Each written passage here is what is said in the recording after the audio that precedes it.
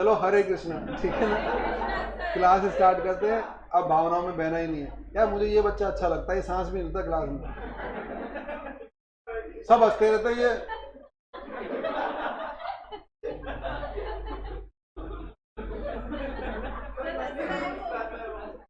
मतलब कोई इमोशन ही नहीं है, कोई फील ही नहीं है, सब हंस रहे हैं, किताब पढ़ने पलट रहे हैं। तू पढ़ने भी पलटता है, नहीं पलटता किताब के? मैं देखूंगा। देखो आओ, आप ही का इंतजार कर रहे थे, क्लास रुकी हुई थी आपके लिए। चलो, अब मैं ऑनलाइन वालों को नहीं देख रहा, वरना ये फिर उकसा देंगे और फिर मेरे को कुछ बोलना पड़ेगा, मुद्दे पर आते हैं। ना ना, अब नहीं देखूंगा। हाँ लास्ट में देखूंगा, लास्ट बार बस। बेटा हम लोग, बेटा ऑनलाइन वाले बच्चों, अब मैं देख ही नहीं रहा तुम्हारे कमेंट, तो करने की जरूरत नहीं है। क्या सर कमेंट समझ में आ गया? तो तो एग्जाम्पल नंबर 5 में कुछ बच्चों ने यह पूछा है। बेटा ऑनलाइन वाले आपको जो पूछना है वो लास्ट में पूछ लेना, मैं कम से कम 15 मिनट बाद देखूंगा आपके कमेंट, क्योंकि अभी मैं भावनाओं में हूँ, दोबारा बह जाऊंगा, दिक्कत हो जाएगी। Example number 5। हाँ बेटा पूछो जल्दी से।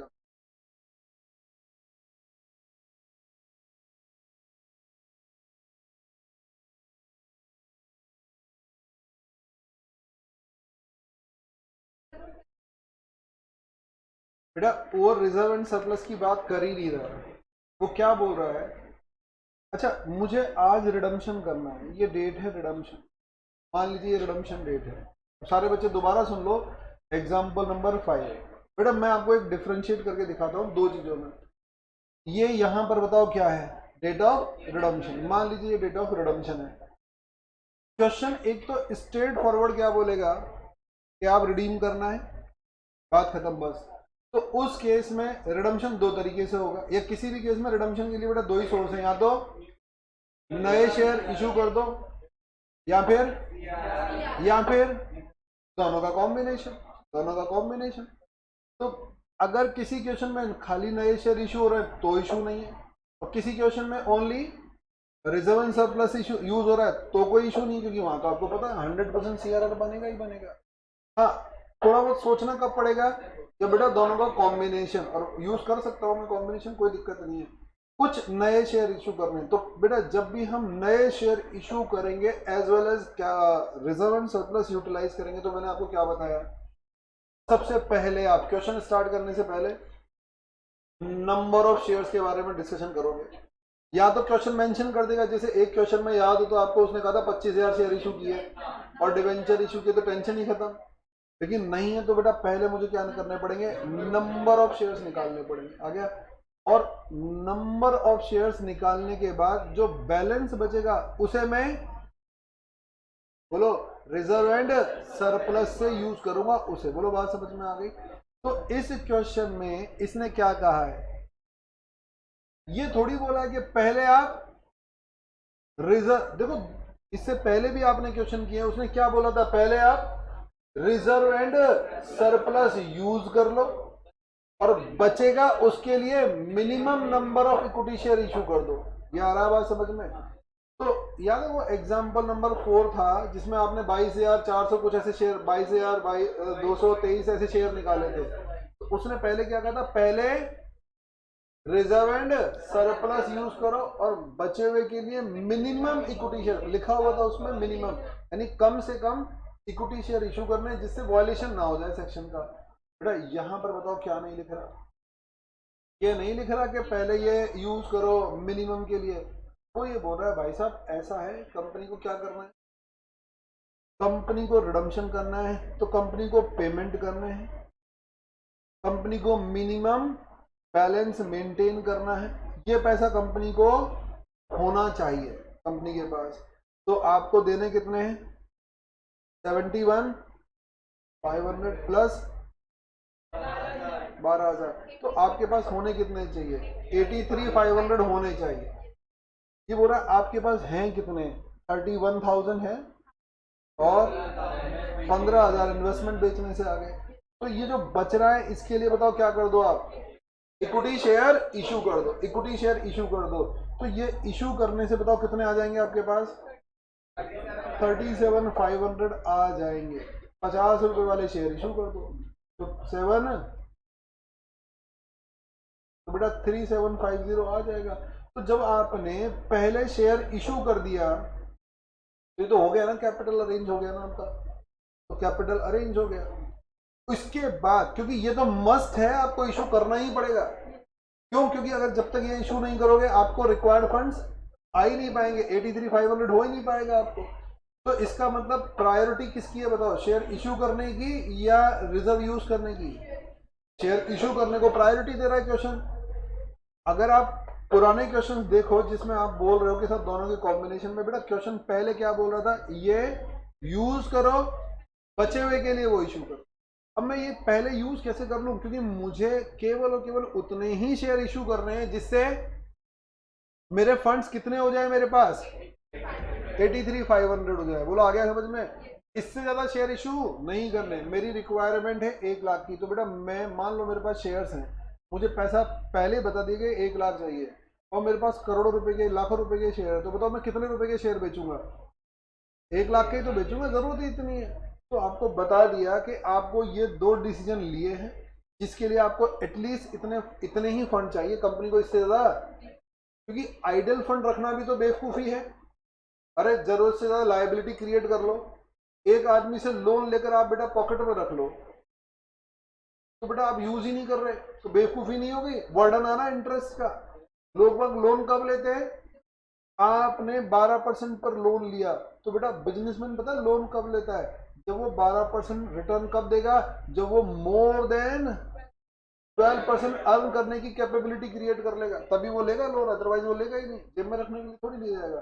तो मैं एक्सेस में इशू नहीं करना, मुझे इतना ही पैसा चाहिए, तो मुझे इतना पैसा, इतने शेयर इशू करने पड़ेंगे। तो पहले मैंने क्या किया, इशू कर दिया। और ये इशू किस पर्पज से किया? ताकि ये फंड्स हो जाए। तो बेटा इस इशू को बताओ हम क्या मानते हैं, रिप्लेसमेंट ऑफ कैपिटल मानते हैं। अब जो बचा हुआ है वो बैलेंसिंग फिगर, इसको यानी ये सेकंड प्रायोरिटी है इस क्वेश्चन, फर्स्ट प्रायोरिटी है नहीं। आप क्या कर रहे हो, यहां से फॉलो करके यहां आना चाह रहे हो, जबकि मैं क्या बोल रहा हूं, यहां से इधर जाना है इस क्वेश्चन। बोलो बात समझ में आ गई? और घर पे जाके और विजुलाइज कर लेना, क्योंकि इसमें बेटा प्रीमियम पर है ही नहीं ना ये शेयर, बार पर है। बेटा मैंने क्या कहा, मैं आपसे किसकी बात नहीं कर रहा, मैं रिडम्पशन की बात नहीं कर रहा ना, मैं वही तो आपको समझा रहा हूं। आप फोकस किस पर कर रहे हो, बार बार आप इस वैल्यू पर फोकस कर रहे हो, जबकि मैं क्या बोल रहा हूं, मैं इस वैल्यू पर फोकस करने की बात कर रहा हूं। समझ में आ रहा है? क्वेश्चन क्या बोल रहा है आपको, क्वेश्चन क्या बोल रहा है, आपके पास ये बैलेंस होना चाहिए। कंपनी ने कुछ डिसीजन लिए हैं, कंपनी ने डिसीजन क्या लिया है, कैपिटल रिडीम करनी है, तो रिडम्पशन के लिए मुझे 71,500 चाहिए, जिसमें आपका कैपिटल कंपोनेंट 65 है, और ये 6500, बोलो आ गया समझ में? प्लस आपको 12,000 मेंटेन। तो बेटा वो आपसे रिडम्पशन की बात थोड़ी कर रहा है, वो समझ में आ रहा है? मैंने पहले भी कहा था ये क्वेश्चन रिडम्पशन की बात नहीं कर रहा, ये कुछ और भी बातें कर रहा है आपसे। ये बोल रहा है ये मेंटेन भी रखना है। मान लो इस क्वेश्चन में बोल देता है एक खर्चा और करना है, समझ में आ गया? तो मुझे इसके लिए भी पैसा चाहिए, मिनिमम मेंटेन करने के लिए भी चाहिए, और एक एक्सपेंस करने के लिए भी पैसा चाहिए। तो अब ये बोल रहा है आपके पास है कितना, 31 है, 15,000 के आप इन्वेस्टमेंट बेच सकते हो जो आपके पास अवेलेबल है। ये बोल रहा है ये जो सम आपको चाहिए, इसको अगर आप अरेंज करना चाह रहे हो, आपके पास कुछ कम पड़ रहा है बैलेंसिंग फिगर, उसके लिए शेयर इश्यू कर दो, उसके लिए शेयर। तो बेटा प्रीमियम को मैं कंसिडर नहीं कर रहा ना, मैं इस कैपिटल को कंसिडर नहीं कर रहा, मैं तो इसको कंसिडर कर रहा हूं जो मुझे देना है, मैं इसको कंसिडर कर रहा हूं जो मुझे देना है, मैं इसको कंसिडर कर रहा हूं जो मुझे मेंटेन करना है। मैं तो इन चीजों को कंसिडर करके डिसीजन लिया कि मैं इशू करूंगा। और अगर मैंने इशू किया तो बेटा मैं क्या मानकर चलूंगा, भाई रिडम्पशन के लिए इतना तो अरेंजमेंट हो गया ना, कैपिटल गई, कैपिटल आ गई, इतनी कैपिटल आ गई, तो बची हुई बैलेंसिंग फिगर के लिए मैं उस बचे हुए प्रॉफिट को यूटिलाइज कर लो। वो प्रॉफिट दो काम में आएगा, एक तो राइट ऑफ करने के काम में, और एक नए शेयर इशू करने से जितनी कैपिटल अरेंज हो गई, बची हुई कैपिटल को अरेंज करने के काम आएगा, CRR में ट्रांसफर। चलो आगे। तो इसका मतलब यह है कि यहां पर इंडिविजुअल फोकस आपका इन दोनों एलिमेंट्स पर है ही नहीं। या तो अभी एक खर्चा और डाल देता तो और क्लियरिटी आ जाती। अभी तो खाली इसने केवल किसके बारे में बोला हुआ है, बैलेंसिंग फिगर वो मेंटेन करने वाले के बारे में। तो आपका फोकस ये बार बार है ना इसी पर जा रहा है, जबकि एक बोलना कुछ और चाह रहा है। क्या चलो मैं आगे, बाकी एक बार और दोबारा लगा ना, दोबारा बता दूंगा, कोई दिक्कत।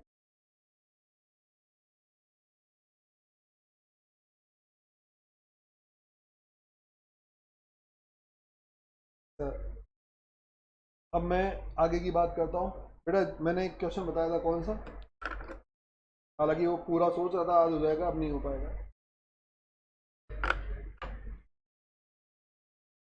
क्वेश्चन नंबर 4 बोला था शायद,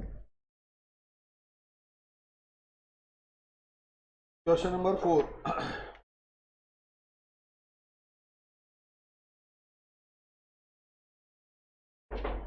सर इसमें क्वेश्चन ही 3 है। Question number second question number second, page number 7.35। सारे बच्चे जल्दी से देखो क्वेश्चन नंबर 2। बेटा आज नहीं होगा, अब जितना होगा देखते हैं, कोशिश करते हैं।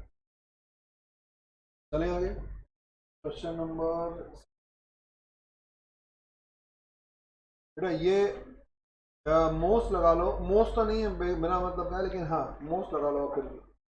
बेटा एग्जाम में ये 15 और 20 नंबर का आया हुआ है, 15 और 20 नंबर का आया हुआ है। तो एक बार इस क्वेश्चन को हम लोग देख लेते हैं। क्वेश्चन नंबर 2, बेटा निश्चय किसकी, उस क्वेश्चन की जो अभी डिस्कस कर रहे थे, एग्जाम्पल नंबर 5। बेटा उसमें ये बताओ P&L CRR की, हाँ P&L में आपके पास कितने रुपए थे, 48,000 थे। इन्वेस्टमेंट बेच दिया तो नुकसान कितने का हुआ था, तो आपके पास बैलेंस कितना बचा। ये बेटा आपके P&L का अपडेटेड बैलेंस है, ठीक है ना, अपडेटेड बैलेंस है। ये बताओ हमने क्या किया, उसने कहा कि आप ये डिसीजन लेने के लिए आपको जितने पैसे कम पड़ते हैं उसके लिए नए शेयर इशू कर दो। तो बेटा मैंने नए शेयर इशू किए 750, जो मैं ऑलरेडी अभी बता चुका, एट द रेट ऑफ ₹50। तो नए शेयर इशू करने से कितने अरेंज हो गए, ये। बेटा अब मुझे कैपिटल रिडम्पशन के नाम पर कितने रुपए चाहिए, 65। तो बच कितना रहा है, इसमें से माइनस कर दो, तो वो CRR में ट्रांसफर करना पड़ेगा 27,500। और आपको ये प्रीमियम देना है, तो बेटा वो भी आपको इसी P&L से राइट ऑफ करना पड़ेगा। ये राइट ऑफ हो जाएगा, ये CRR में अरेंज हो जाएगा, लेकिन सारा CRR से नहीं होगा, कुछ तो नए शेयर है, कुछ है। तो P&L में से आप 27,500 तो ये माइनस करोगे जो CRR में जाएगा, और 6,500 आप ये माइनस करोगे जो राइट ऑफ होगा। ये बचा हुआ बैलेंसिंग फिगर बैलेंस शीट में अपेयर होता जाएगा। नेक्स्ट बेटा अब आते हैं क्वेश्चन नंबर नेक्स्ट पर। अगला आपका, हालांकि दोबारा थैंक यू मत लिखना, ठीक है, मेरा काम है ये, इसमें थैंक यू जो है। नेक्स्ट देखो, बोला तुम्हें फील आया, देखो ये होती है बात। मैं नहीं कह रहा था, मैं यहाँ बैठे बैठे वहाँ मंगल ग्रह पर पहुंच जाता हूँ, वो जहाँ पर वो करोड़ों रुपए का रोबोट बनाना, ये होता है क्या। अरे बेटा बहुत बेटा बिल्कुल है, मैं अरे सब है वहां पर, चलो कभी मेरे साथ घुमा के लाता हूँ मैं, एक बार सिलेबस पूरा करवा दूं मैं।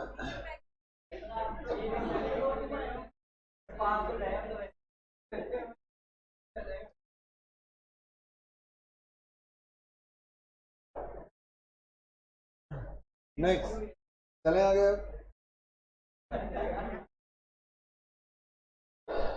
Next, bomb bomb limited gives you. तो बेटा मैंने मैं ऐसे नाम नहीं, मैं भगवान का भक्त, तो मैं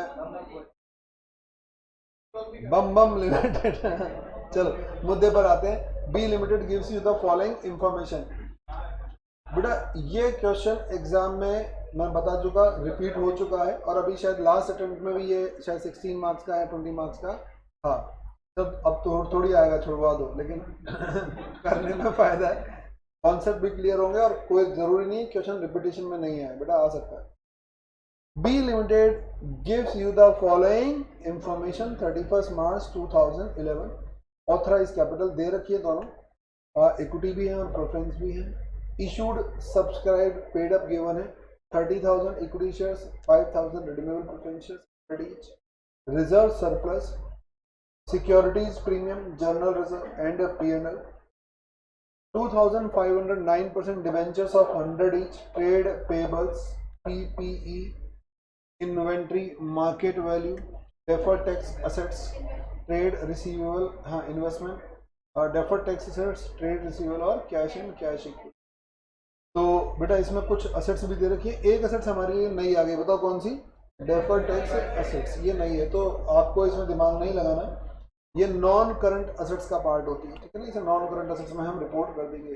बाकी जो बोथ ग्रुप में बच्चे, उनके साथ हम लोग डिस्कशन करेंगे सेकंड ग्रुप में, अकाउंटिंग स्टैंडर्ड 22 में, कि ये डेफर्ड टैक्स असेट्स होते क्या है, ठीक है ना। तो ग्रुप 1 वालों को तो समझने की जरूरत पड़ेगी नहीं, ग्रुप 2 वालों को मैं AS 22 में बता दूंगा ये होता क्या है, लेकिन हाँ प्रेजेंटेशन में कहाँ आएगा, बैलेंस शीट में, ये नॉन करंट असेट्स में। Next, in AGM held on 28 June 2011, the company pass resolutions, company ने कुछ डिसीजन लिए हैं एक उसकी AGM में, ध्यान रखना ये डिसीजन है। Number 1, to split equity shares of ₹10 each into 5 equity share of ₹2 each from 1 July. Company ने 20 जून को एक डिसीजन लिया कि साहब 1 जुलाई से हम हमारे शेयर को स्प्लिट कर देंगे। Second point, to redeem 8% preference shares at a premium 5%। Third point, to redeem 9% debentures by making offer to debenture holder to convert their holding into equity share 10 per share accept cash और redemption. तो debenture holder का भी redemption की बात चल रही है यहाँ पर। Next point, to issue fully paid up bonus shares in ratio 1 shares for every 3 shares held on record date. On 10th July 2011, investments were sold 5,55,000 preference shares redeemed. 40% debentures holder exercised their option to accept cash and their claim was settled on 1st of August. The company fixed 5th September 2011 as a record date and the bonus issue were concluded on by 12th September. You are required to pass journal entries including cash transaction and prepare balance sheet. All working notes part of your answer. नहीं भी बोलता तो भी part थे, लेकिन ध्यान रखना जब इसने किसी क्वेश्चन में इंडिविजुअली बोल दिया तो और ज्यादा सिग्निफिकेंट हो जाता है, यानी आपको हर छोटी छोटी बात पर फिर नोट लगाना, वरना तो ये अंडरस्टूड है बेटा, कोई लिखने की जरूरत है नहीं। लेकिन क्वेश्चन, किसी क्वेश्चन में पेपर की जब क्वेश्चन स्टार्ट होते हैं तो उसमें टॉप पर ही लिखा होता है इंस्ट्रक्शन में, क्या, working note of part of your answer. बेटा क्वेश्चन इंडिविजुअली बोल रहा है तो इसका मतलब वो और ज्यादा फोकस डाल रहा है कि आपको सारे वर्किंग नोट बनाने पड़ेंगे। मैंने आपको बता दिया 16, 20, 15 नंबर का क्वेश्चन एग्जाम में रिपीट भी हो चुका है। तो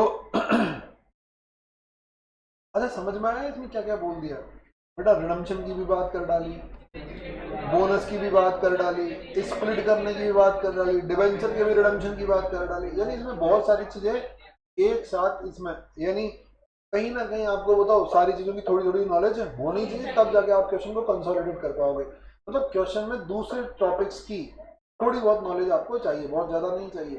तो अगर आप किसी भी टॉपिक में पुअर हो, मान लो बोनस का आपको ट्रीटमेंट नहीं आता, या स्प्लिट करने का ट्रीटमेंट नहीं आता, या फिर डिवेंचर को डील कर, किसी को भी डील करना नहीं आता, तो क्वेश्चन आपका फंसने वाला है, तो इसीलिए इसका मार्क्स बढ़ जाता है। नेक्स्ट, तो सबसे पहला काम बताओ हम लोग क्या करें? Journal entry. चलें आगे। नंबर 1 जर्नल एंट्री, और ध्यान रखना इसमें डेट्स गिवन है, तो आप क्रोनोलॉजिकल ऑर्डर को डिस्टर्ब नहीं कर पाओगे। इन द बुक्स ऑफ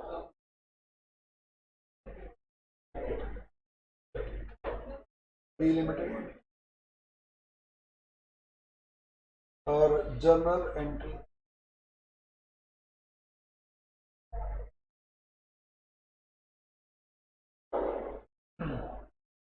बेटा शायद है ना बोथ ग्रुप वाले बच्चे मेरी बात समझ जाएंगे, शायद सिंगल ग्रुप वालों को दिक्कत आएगी, तो थोड़ी देर आप लोग रुक जाओ, क्योंकि कुछ बच्चे हो सकता है केवल और केवल फर्स्ट ग्रुप के हों, स्प्लिट करने में उनको शायद प्रॉब्लम आएगी, लेकिन बोथ ग्रुप वाले शायद स्प्लिट कर पाएंगे इजीली। तो आप लोग रुक जाओ, पहले मेरी बात सुन लो। 20 जून को एक डिसीजन हुआ। क्या डिसीजन हुआ? कि company split equity share 10 each into 5 shares of ₹2 each from 1 जुलाई। अच्छा, डिसीजन कब हुआ भाई? जून में हुआ ना। क्या जून में कोई एंट्री होगी क्या बेटा? कोई डिसीजन के डेट पर कोई एंट्री थोड़ी होती, ट्रांजेक्शन थोड़ी हो रहा है उस दिन। तो कंपनी ने कितने डिसीजन लिए? 4 डिसीजन लिए। एक स्प्लिट करने का, एक बोनस देने का, एक प्रेफरेंस शेयर रिडीम करने का, एक डिवेंचर्स रिडीम करने का। 20 जून की जो एजीएम थी उसमें 4 डिसीजन लिए। तो वो 4 डिसीजन कब कब एप्लीकेबल हुए वो क्वेश्चन में आगे मेंशन है। तो फर्स्ट तो बताओ, उसी के साथ मेंशन है कि ये कब होगा स्प्लिट? 1 जुलाई को ये स्प्लिट होगा। बोलो आ गया समझ में? अच्छा, स्प्लिट का मतलब क्या है बेटा? आप ये मानकर चलो, स्प्लिट आपको मैं पहले भी समझा चुका। आपकी मम्मी ने 10 रुपए देकर बताओ कहाँ भेजा? बाजार भेजा। और क्या, या मान लो 100 रुपए देकर बाजार भेजा, क्या बोला? इसके खुले करा लो, चेंज करा लो। बोलो समझ में आ गया? 10 के 10 नोट लेकर आ जाओ। तो बताओ आपने क्या किया? 10 रुपये के 10 नोट्स लाए। तो बताओ इसकी वैल्यू कितनी है? इसकी वैल्यू, एक नोट की वैल्यू। तो बेटा ये बताओ क्या हो गया? स्प्लिट हो गया। आपका 100 रुपये का नोट 10 के 10 नोट्स में स्प्लिट हो गया। समझ में आ गया? तो इट मीन्स स्प्लिट करने पर इसको बोलते हैं, यहाँ दूसरा नाम क्या है इसका? Sub division. स्प्लिट करना या सब डिवाइड करना। तो बेटा स्प्लिट या सब डिवीजन पर बताओ ओवरऑल वैल्यू में कोई चेंज नहीं आता। आ गया? इसका जस्ट अपोजिट क्या कहलाएगा? कंसोलिडेशन। रिवर्स कर देते, 10 के 10 नोट देकर मम्मी ने भेजा और कहा 100 का नोट लेकर आ जा। तो बेटा आप 10 के 10 नोट्स लेकर गए और उसके अगेंस्ट आप 100 रुपये का एक नोट लेकर आए। इट इज नोन एज, इसको हम क्या करेंगे? कंसोलिडेशन। यानी कंसोलिडेशन और स्प्लिट, यह सब डिवीजन बताओ क्या है? अपोजिट टर्म्स हैं एक दूसरे की। और लेकिन दोनों में बताओ सिमिलरिटी क्या है? ओवरऑल वैल्यू में कोई इंपैक्ट नहीं आता। बोलो आगे समझ में? लेकिन बताओ क्या बदल जाता है बेटा? Denomination and number of shares change हो जाएंगे। बोलो आगे। तो कंपनी ने अब क्यों लिया सब, वो कंपनी जाने, हमें क्या लेना था? क्यों लिया? अब कल को तो फिर इन्वेस्टमेंट क्यों बेच रही है, सारी चीजों का कोई जवाब नहीं। मैनेजमेंट ने क्या कहा, पहले एक बार देख लो फिर बाद में नोट कर लेना। मतलब कितने शेयर थे? बोलो मुझे ऑथराइज से लेना देना है नहीं। इशूड बताओ कितने? 30,000 शेयर्स। कितने रुपए वाले? तो बेटा जब कंपनी ने सब डिवाइड किए तो इसका मतलब क्या है? ₹10। याद है मैंने कहा था डिनोमिनेशन बदलेगा तो वैल्यू दिखानी पड़ेगी। Equity share capital count debit.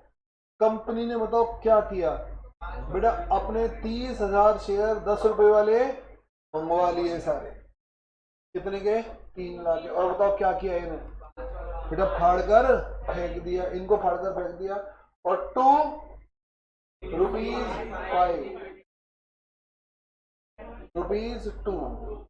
बेटा ₹2 इक्विटी शेयर कैपिटल। और इसमें किस में बदल डाला? 2 रुपए की इक्विटी शेयर कैपिटल में बदल डाला। बताओ वैल्यू कितनी रहेगी बेटा? मैंने अभी अभी समझा दिया, चेंज पर वैल्यू बदलती नहीं है, लेकिन क्या बदल गया?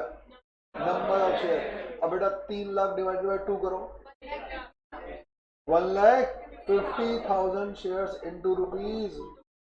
बोलो बात समझ में आ गई? तो इसका मतलब ये हुआ कंपनी ने कितने शेयर लिए बेटा? 30,000 शेयर लिए और वापस मार्केट में कितने पटक दिए? 1.5 लाख शेयर आप लोगों को दे दिए। क्या फर्क पड़ गया आपकी सेहत पर? अरे कंपनी ने किसी से एक शेयर कितने रुपए वाला लिया?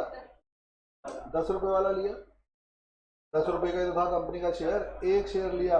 तो बताओ उस एक शेयर के बदले में, सॉरी 10 रुपए वाला था, उस एक शेयर के बदले में कंपनी ने बेटा 5 शेयर दे दिए। कितने रुपए वाले? तो तो बताओ मुझे क्या फर्क पड़ रहा है? ठीक है ना, कंपनी की एक्सरसाइज हो रही है, कंपनी किसी कारण से कर रही होगी, मुझे कोई फर्क नहीं पड़ता। तो जब भी आपको स्प्लिट किया जाए, खास तौर से ग्रुप 1 वाले बच्चों से बात करो, क्योंकि बहुत ग्रुप वाले तो हैंडल कर लेंगे इजीली। क्या तो आपको सबको बात समझ में आ गई? चलो मैं आगे। बेटा यहाँ पूछ लो, किसी को पूछना है ऑनलाइन? बेटा सबका क्लियर है? जल्दी से बोलो बच्चों, ऑनलाइन सबका क्लियर है क्या? बेटा नोट करो फटाफट, सारे बच्चे नोट करो जल्दी से एंट्री। किसी को कुछ पूछना हो तो पूछ लेना। बेटा स्प्लिट और कंसोलिडेशन या सब डिवीजन, ये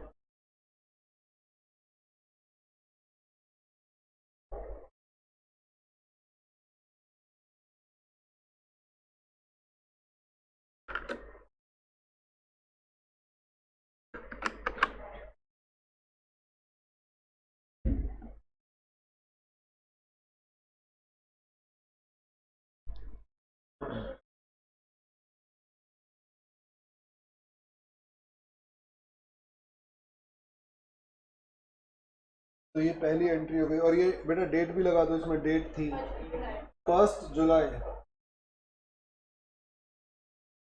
बेटा नवीन मैंने कहा ना, मैं इन झंझटों में नहीं जाना चाहता, मैं अकाउंटिंग, अब मैं इनमें रामायण में जाऊंगा, कई रीजन होते हैं बेटा। 1 जुलाई 2011, 1 जुलाई से।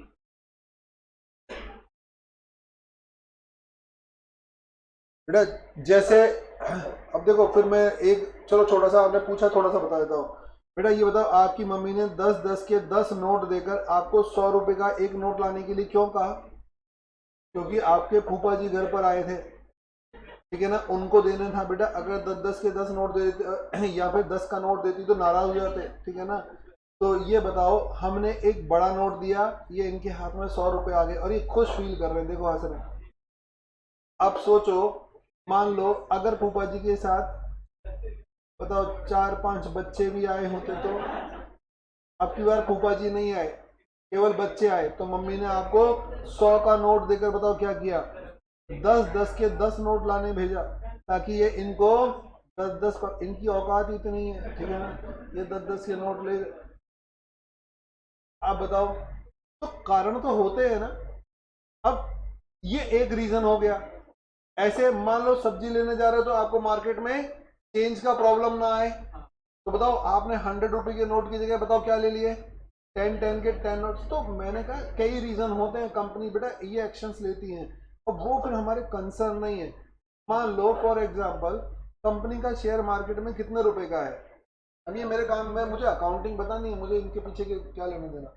अभी थोड़ी देर पहले कहा था, फिर आप पूछोगे कि सब इन्वेस्टमेंट क्यों बेच रही है, फिर डिबेंचर क्यों रिडीम हो रहे हैं, तो मैंने कहा इन चीज़ों में झंझट नहीं है। अब ये बताओ, 10 रुपए का एक शेयर है फॉर एग्जाम्पल, मार्केट में 10 रुपए का कंपनी ने शेयर इशू कर दिया। अब बता ये वैल्यू क्या है? मान लो एक बड़ी वैल्यू है फॉर एग्जाम्पल, तो बेटा ये बताओ शेयर का प्राइस भी बड़ा होगा, तो कुछ लोगों की रीच में है। मान लो मुझे क्या करना है इसको, बेटा इसकी रीच बढ़ानी है। भाई एक छोटा सा इन्वेस्टर, मान लो कोई आदमी 2 ही रुपए इन्वेस्ट करना चाह रहा है, उसकी रीच बढ़ानी है, तो बेटा रीच बढ़ाने के लिए बताओ मैंने क्या कर दिया? इसकी वैल्यू को तोड़ दिया। अगर शेयर की वैल्यू बहुत ज्यादा है तो बताओ वो कुछ लोगों तक सिमट जाएगा। आ रहा है समझ में? अगर उसकी रीच बढ़ानी तो सबसे बढ़िया तरीका क्या है? स्प्लिट कर दो, तोड़ दिया।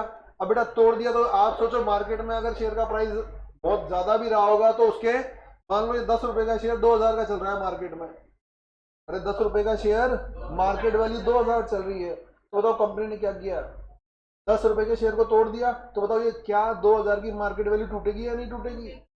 टूटेगी। तो बताओ ये 2000 की मार्केट वैल्यू टूटी फॉर एग्जांपल, तो आपको नहीं लग रहा कंपनी का एक शेयर सस्ता हो गया जो बहुत महंगा हो गया था?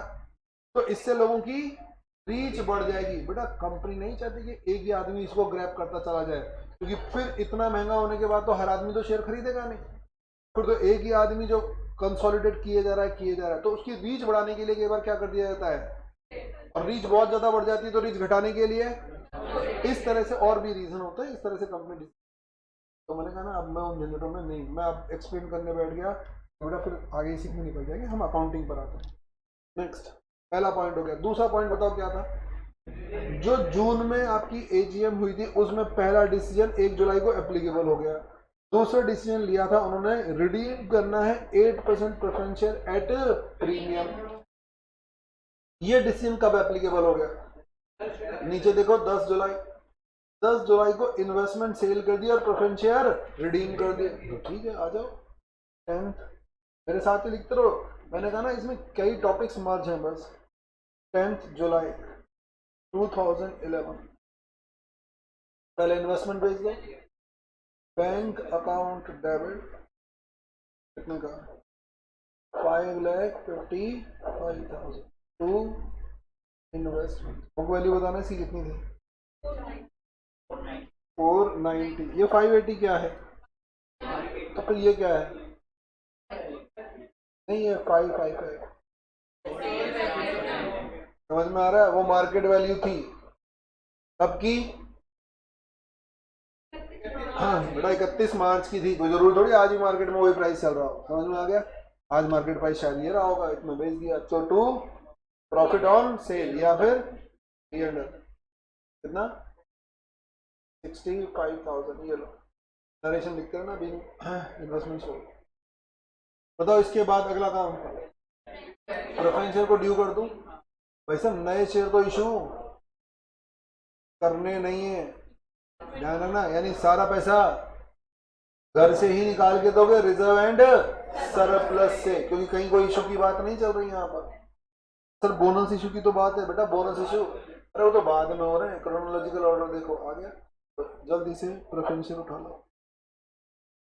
कितने हैं 8%, 5 लाख। हाँ इसी डेट पर हो रही है entry. 8% preference share capital account debit, बोलो टू प्रेफरेंस शेयर होल्डर। बताओ मैंने क्या दिया बेटा, 100 रुपये की जगह 105 रुपये। यानी जब मैंने होल्डर अकाउंट में ड्यू किया तो 5% एक्स्ट्रा ड्यू दिखा दिया। तो इसकी वजह से बताओ कंपनी को क्या हो गया, प्रीमियम ऑन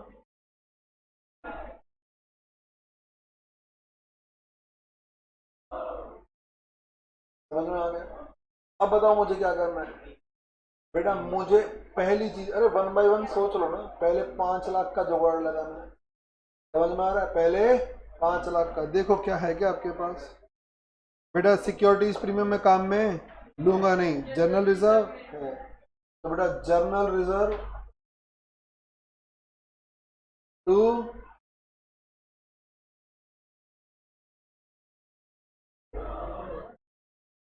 जल्दी बोलो CRR कितना बेटा। इसी लाइन पर कॉन्सेंट्रेट करते जाओ, एंट्री चेंज करने की जरूरत नहीं है। अगला बताओ किस पर कॉन्सेंट्रेट करूं? 25,000 पर। समझ में आ रहा है? उसी रो में चलते रहो। 5 लाख पर कॉन्सेंट्रेट किया, अरेंज कर दिया। अब 25,000 पर कॉन्सेंट्रेट करते हैं। क्या जनरल रिजर्व में इतना है? हाँ है ना भाई। अब मैं P&L थोड़ी उठा लूंगा, एक को यूज कर रहा हूँ एक को यूज कर दो, और कोई P&L को भी यूज करे तो कोई दिक्कत है नहीं। जल्दी से बोलो, journal reserve account debit to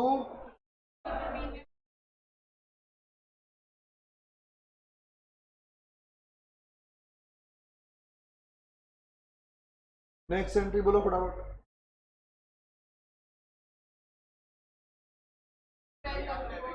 to holder to bank. मैंने कहा ना उन्हीं 3 पर कॉन्सेंट्रेट करना है, उन्हीं 3 पर कॉन्सेंट्रेट करना है। कहानी खत्म।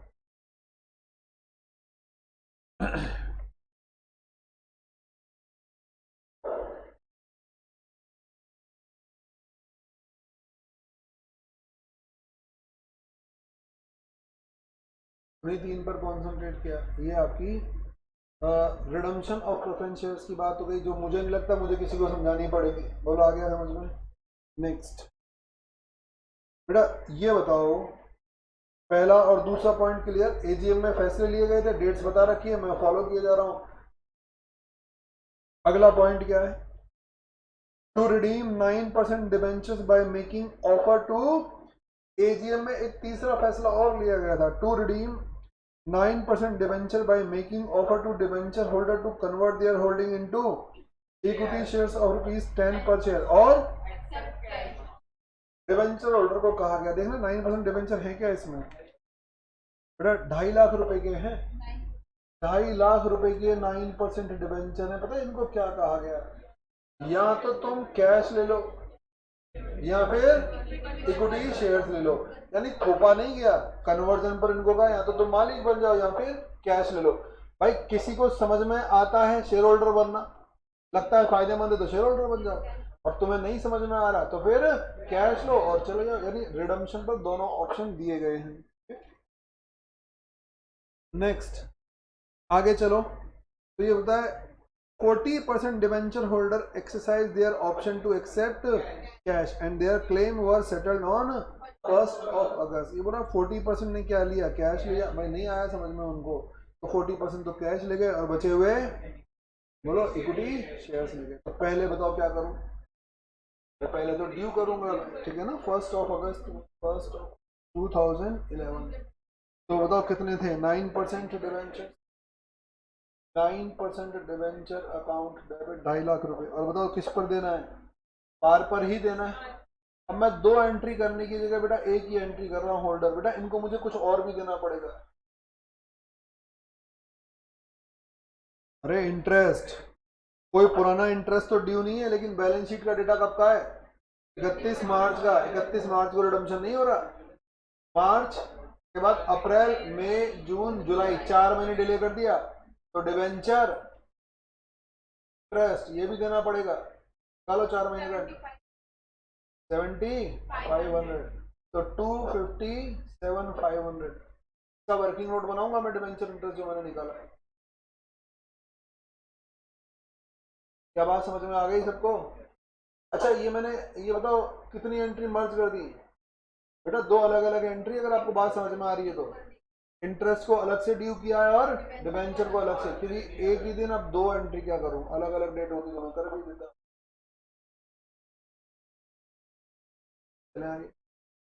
अब बताओ 1 अगस्त को हमने क्या किया बेटा, इनको सेटल कर दिया,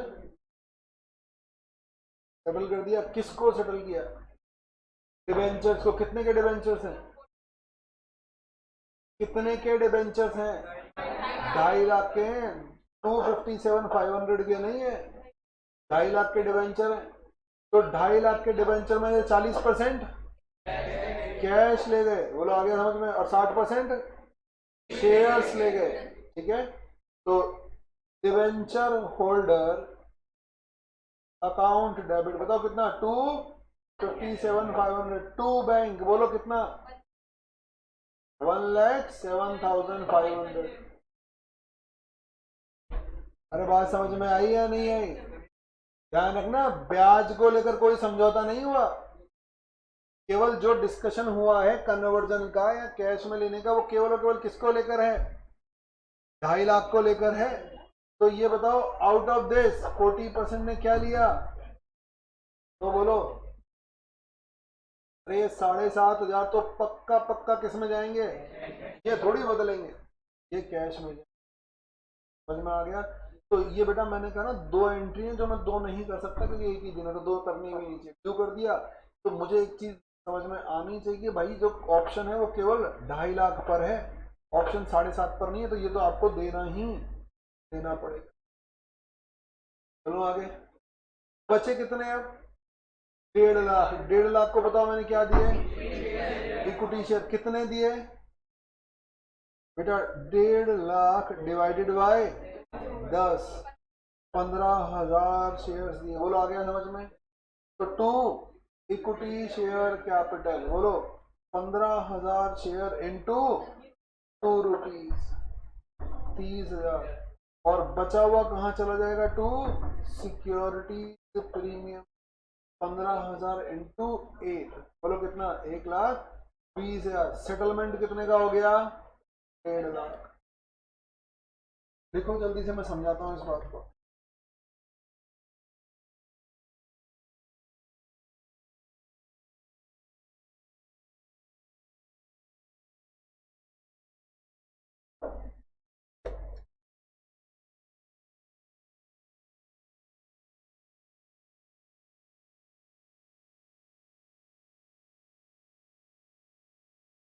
एक बार नोट कर लो पूरी एंट्री और ये ब्रैकेट में लिख भी लो जो मैंने लिखा है। लिख लिया सबने? अब मेरी बात सुन लो भाई साहब, कन्वर्जन का डिसीजन कब लिया गया था? एजीएम में 20 जून को जो एजीएम हुई थी उसी में तो लिया था। देख लो क्या बोला था डिबेंचर होल्डर को। भाई साहब यहाँ तो तुम पढ़ लो, उसमें लिखा हुआ है, या तो आप 10 रुपए वाले इक्विटी शेयर ले लेना, या नहीं समझ में आता तो कैश लेके निकल जाना कंपनी से। बोलो आ गया समझ में? उसी दिन एक डिसीजन और लिया था उसी मीटिंग में, जब डिवेंचर होल्डर को, ये डिवेंचर होल्डर भी तो होंगे, उनके रिप्रेजेंटेटिव भी तो होंगे, उसी दिन ये कहा कि या तो तुम 10 रुपए वाले शेयर्स ले लेना या फिर कैश लेना। और उसी दिन एक डिसीजन और लिया था, बताओ क्या? 1 जुलाई से शेयर ही 2 रुपए का हो जाएगा। बोलो आ गया समझ में? 1 जुलाई से 2, उसी दिन वो डिसीजन भी लिया था। तो कंपनी ने रिडम्पशन से पहले बताओ क्या कर दिया? अपने शेयर को स्प्लिट कर दिया। तो कंपनी का शेयर, ध्यान रखना, आफ्टर 1 जुलाई 2 रुपये फेस वैल्यू का चल रहा है बाजार में। तो इसका मतलब ये हुआ कि जब 1 अगस्त आया तो कंपनी ने बताओ क्या कहा कि हमने तुम्हें क्या कहा था, 2 रुपए के हिसाब से नहीं, नंबर ऑफ शेयर किससे अलॉट करेंगे? बोलो 10 रुपए के हिसाब से अलॉट करेंगे। तो अगर कंपनी ने 2.5 लाख शेयर डिवेंचर होल्डर को ऑप्शन दिया, उसमें से 40% ने मना कर दिया, तो 60% ने क्या एक्सेप्ट कर लिया? शेयर लेना एक्सेप्ट कर लिया। कितने रुपए के हिसाब से? 10 रुपए के हिसाब से। बताओ 60% को देना कितना था? 1.5 लाख। 10 रुपए के हिसाब से यानी कितने शेयर बनते होंगे?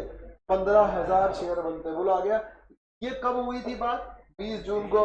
और 1 जुलाई से हमारा शेयर, तो बेटा ये 15,000 शेयर जब मैं इश्यू करूंगा तो सेटलमेंट कितनी वैल्यू का होगा? 1.5 लाख की वैल्यू का ही होगा। लेकिन इसकी फेस वैल्यू बनती कितनी है? 30,000 तो डिफरेंस ना चला जाएगा। Securities premium. बोलो आगे समझ में? भाई आपको लगेगा कंपनी बेवकूफ बना रही है यार, ये तो कोई तरीका नहीं हुआ। तो बेटा कंपनी ने आपको, अरे कैश का ऑप्शन भी तो दे रखा है, तुम्हें लग रहा है बेवकूफ बना रही है तो कैश लेकर निकल जाओ। समझ में आ रहा है? कंपनी ने तो तुम्हें बोल दिया था कि हम शेयर बताओ कितनी वैल्यू से डिसाइड करेंगे? 10 रुपए से। देंगे कितने?